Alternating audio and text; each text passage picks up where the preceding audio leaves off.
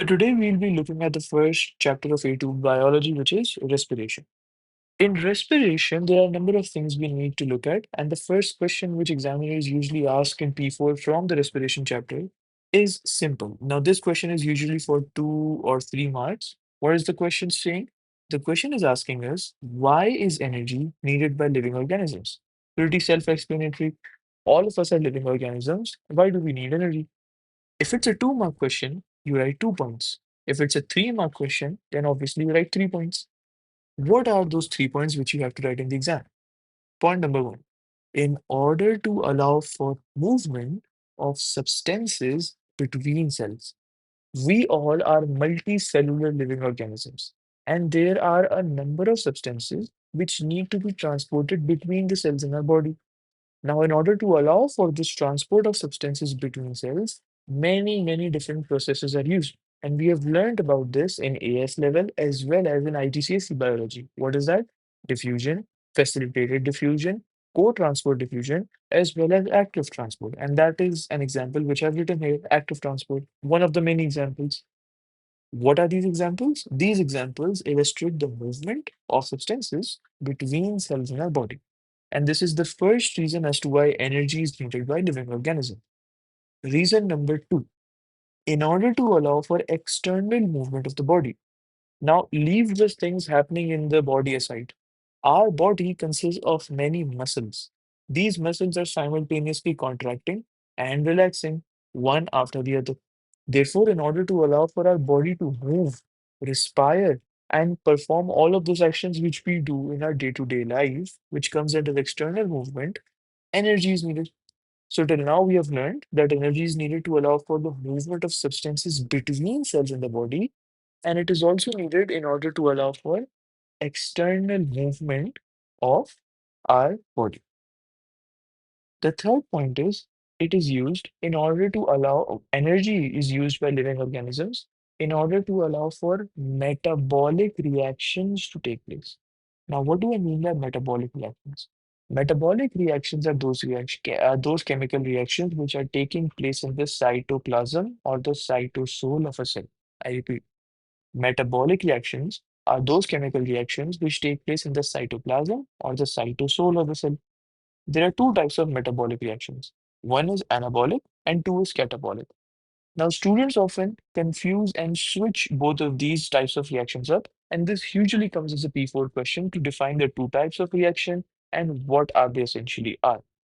So, one trick that I always use to teach my students is you just need to understand one definition, and the other definition is the exact opposite. So, you understand or learn anabolic, and the opposite is catabolic, or just learn the definition of catabolic, and the opposite will be anabolic. I usually teach my students catabolic. Why? Because catabolic has the word cat, right? This is simply a trick. You can use any trick you want, but this is the trick which I usually use. I make my students learn catabolic reactions because it has the word cat. Now, what benefit does it give me if it has the word cat? A cat is a small animal, in as small as in it's an animal which is small in size.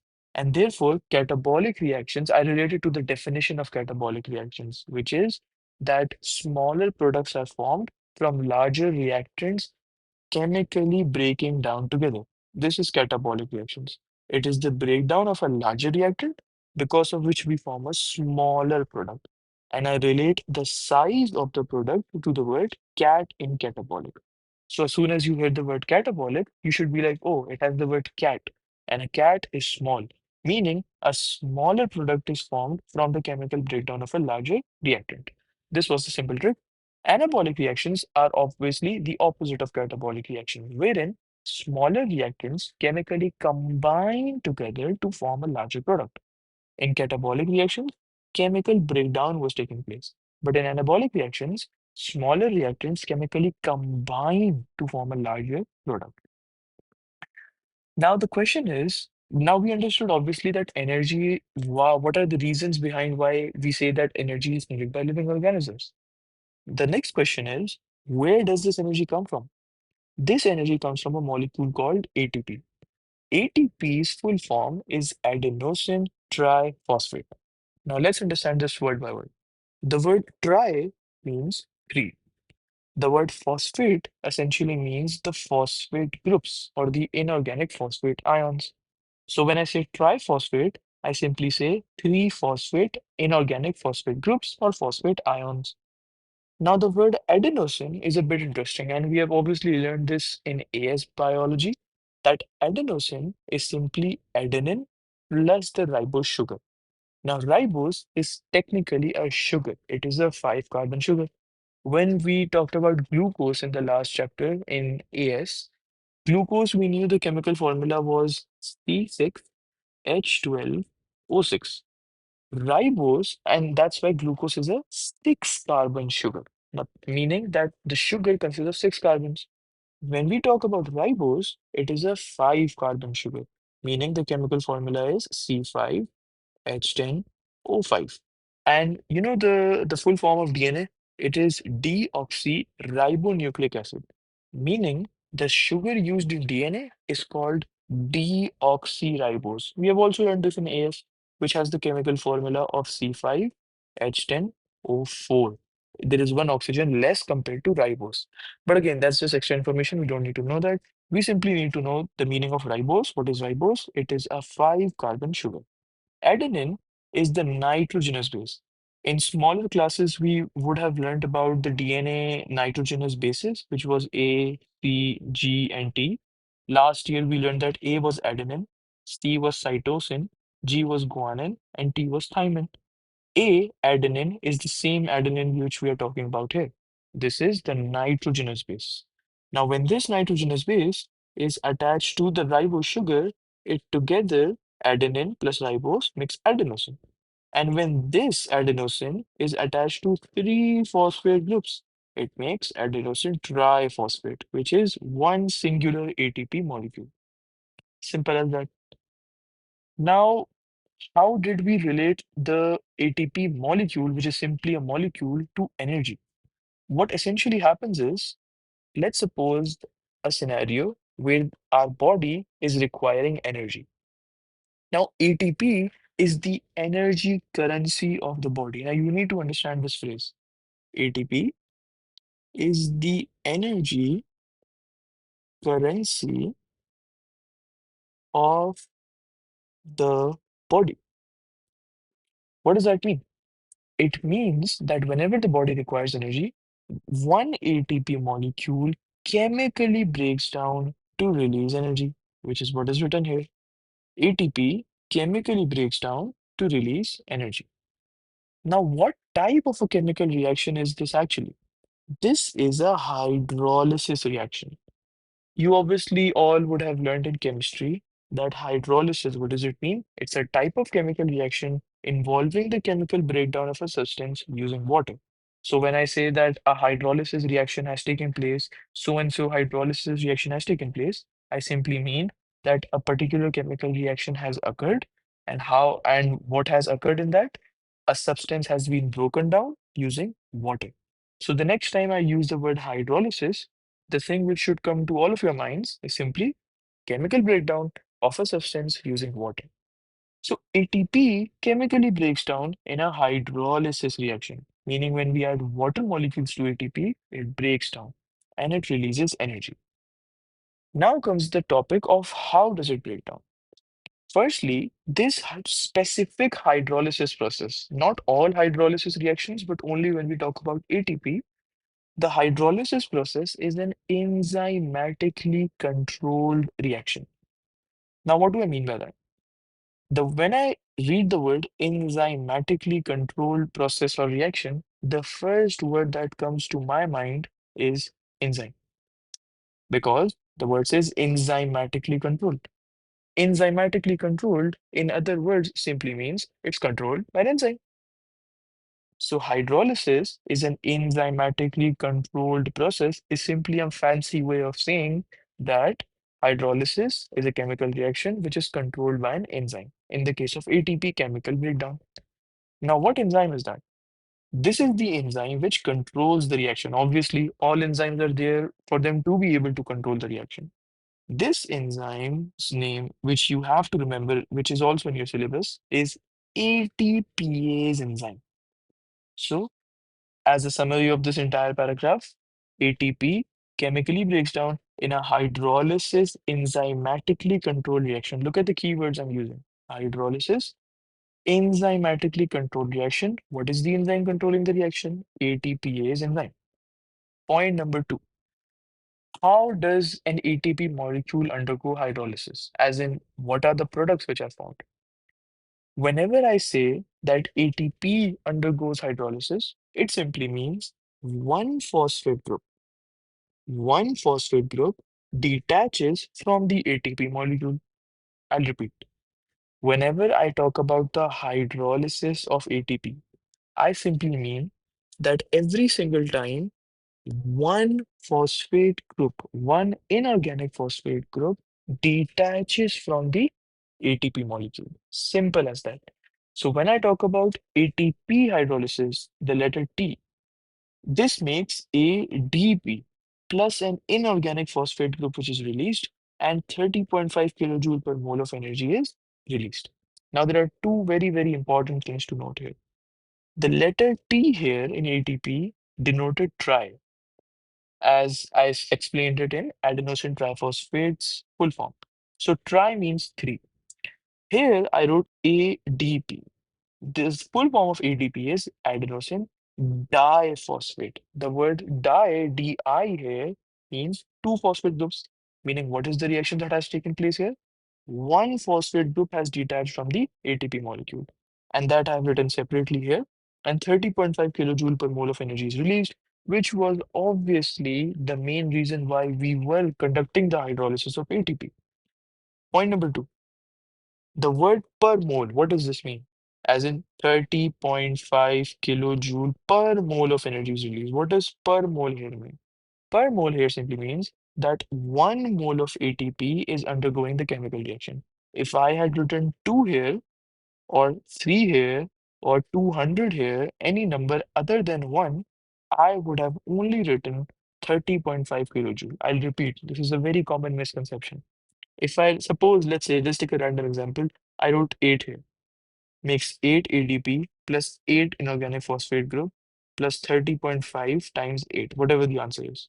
I will not write per mole here. Why? Because the word per mole denotes that 1 mole of ATP is undergoing the hydrolysis enzymatically controlled reaction. But when I wrote 7 or 8, was it 1 mole of ATP undergoing? No, it was 7 or 8 moles of ATP undergoing the chemical reaction. So the word per mole then does not make sense. But here I've used 1 mole of ATP, so I will use the word per mole, meaning 1 mole of ATP is undergoing the chemical reaction. Now, point number three. This is the most important point. The word released is extremely important. Oftentimes, students think that, okay, hydrolysis is happening. In other words, a phosphate group is being released from the ATP molecule. And how is it being released? Because the bond is breaking. Now, they use the chemistry concept, which says that bond breaking is endothermic, right? This is what you have learned in chemistry. I'm not saying this is wrong. 100% this is correct. Bond breaking always requires energy. You need to give energy. Energy is absorbed by the substance. In this case as well, the bond is breaking between the two phosphate groups, causing this phosphate group to be released. Meaning, it is an endothermic process. Energy needs to be given. But then why did I write released here? This is because the breaking of the bond. Now listen to this carefully. The breaking, the breaking of this bond between two phosphate groups is a part of the entire hydrolysis process. The entire hydrolysis process does not be equal to bond breaking. It's not like that. That when I say the ATP, hydrolysis of ATP takes place, I simply mean bond breaking. No, that's not it. Bond breaking is a part of the hydrolysis process of ATP. It's not the whole part. Meaning, while this particular part of hydrolysis is endothermic, requires energy, the overall hydrolysis reaction is exothermic, meaning energy is released. So this is very important. What students often do is they relate the bond breaking part to hydrolysis and say both of these mean the same thing. Hydrolysis and bond breaking are the same thing. No, they're not the same thing. Hydrolysis bond breaking is a part of hydrolysis, not the entire hydrolysis process. So therefore, while bond breaking is indeed endothermic, the overall hydrolysis process here is exothermic, meaning energy is released. Now, what I have now with me left is one ADP molecule, which is adenosine diphosphate. Now, what if in a particular situation a body needs even more energy? Now it can do two things. It can undergo the hydrolysis process on another ATP molecule. What it can do is it can use the ADP molecule which was produced. Now, this is extremely important. Both of these ways are correct, and both of these courses of action, or both of these solutions, are used by the body. What am I talking about? Let's say the body needed energy. ATP molecule hydrolyzed to form ADP, inorganic phosphate group, 30.5 kilojoule per mole of energy was released, which the body used. But the body still requires more energy. Now, it can either use another ready-made ATP molecule or it can use this ADP molecule. When it uses this ADP molecule, again, undergoes the hydrolysis reaction using the ATPase enzyme, or with the help of the ATPase enzyme, I should say, makes AMP plus the inorganic phosphate group plus 30.5 kilojoule per mole of energy is released. This was adenosine diphosphate. This becomes adenosine monophosphate. Now, again, the body still needs more energy if there is a case like that. It can use an ATP molecule, it can use an ADP molecule, it can use an AMP molecule. We will look at how will the body use an AMP molecule because we already looked at how will a body use ATP to release energy, how will it use ADP to release energy. Now, how will a body use AMP to release energy if such a situation arises? AMP means adenosine, sorry, AMP means adenosine monophosphate. Monophosphate simply means there is the adenosine and only one phosphate group is attached. So what happens? This bond breaks between the phosphate group and the adenosine. I repeat, the bond between adenosine and the last phosphate group remaining in AMP, the bond between that breaks. Now we are only left with A. In other words, adenosine. This is the third phosphate group that was released. But now look at this. When I hydrolyzed ATP to form ADP, 30.5 kilojoule per mole of energy was released. When I hydrolyzed ADP to form AMP, 30.5 kilojoule per mole. When I hydrolyzed AMP to form just adenosine, only 14.2 kilojoule per mole of energy is released. In total, 75.2 kilojoule per mole of energy is released. Now, if you want to know as to why this happened, as to why 30.5 kilojoule, 30.5 here, and only 14.2 kilojoule per mole of energy was released here, simply comment down below and I'll make a new video about it. Since it's not in the syllabus, therefore it's not important to know this. But again, if you wish to seek extra knowledge and if you're curious about it, just drop a comment below and I'll help you out making a new video.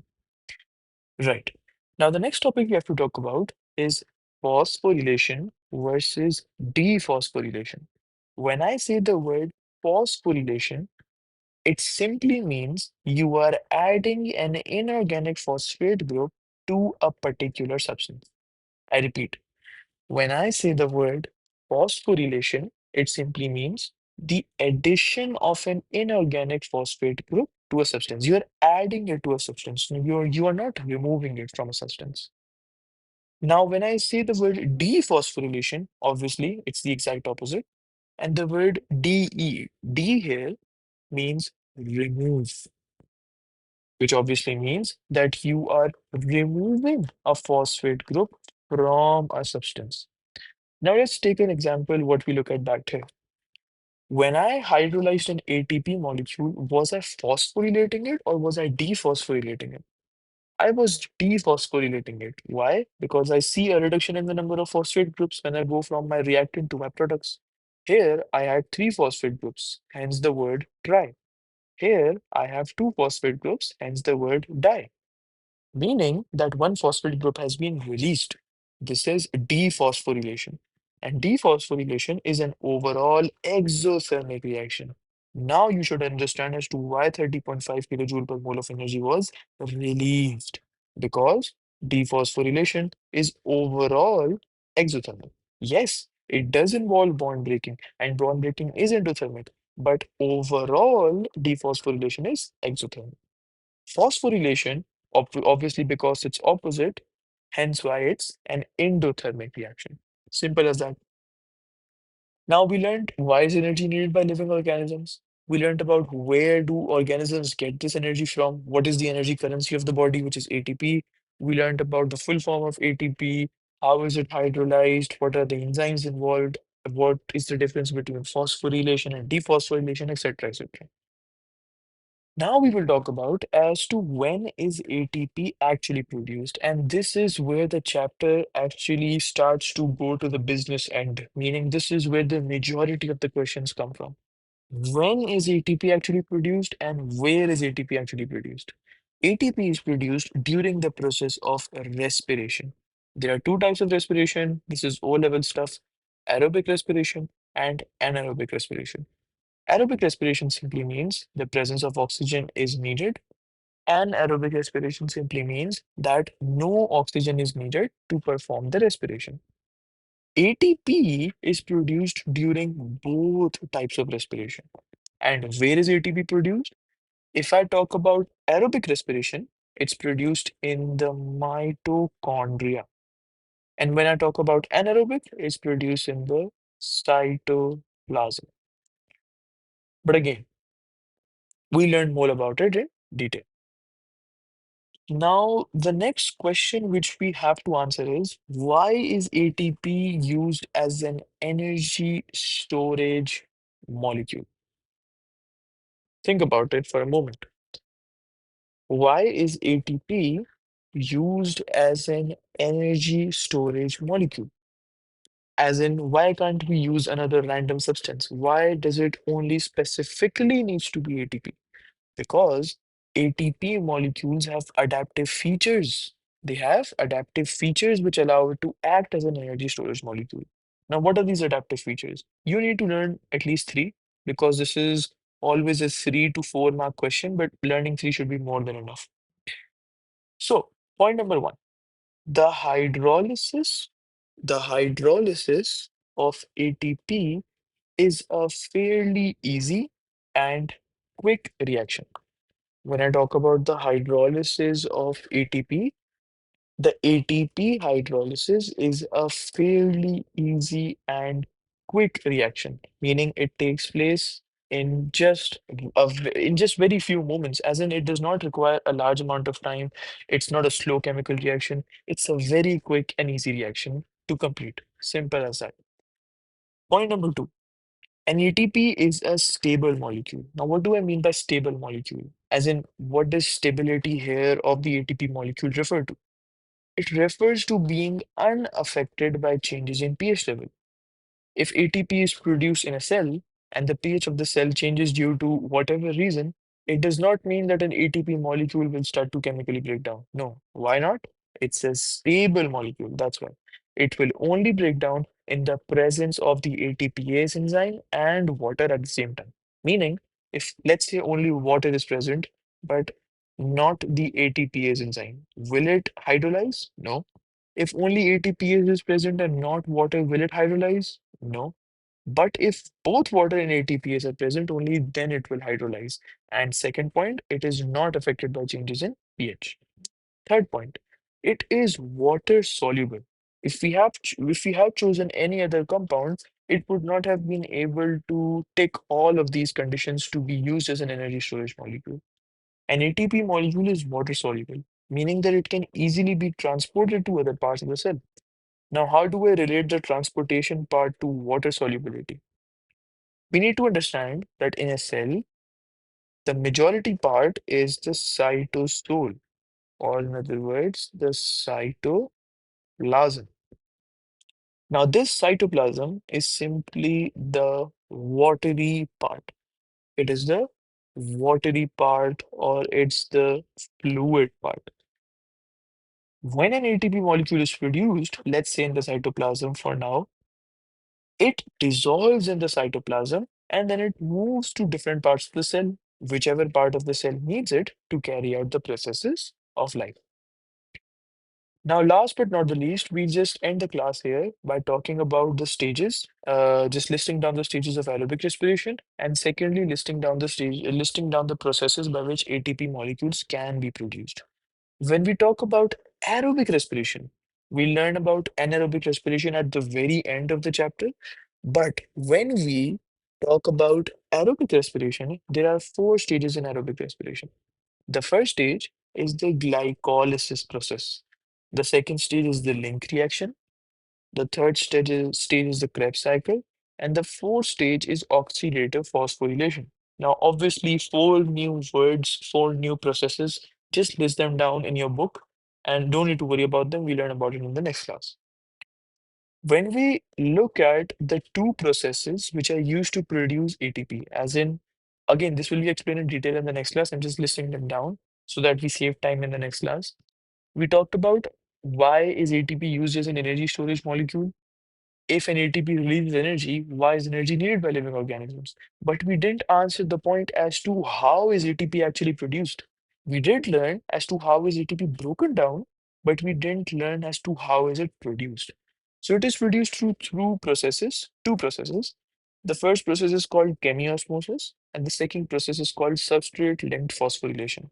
Now again, just like the stages of aerobic respiration, list them down. We'll look at it in the next class. That's all from my side for now. Thank you. Bye bye.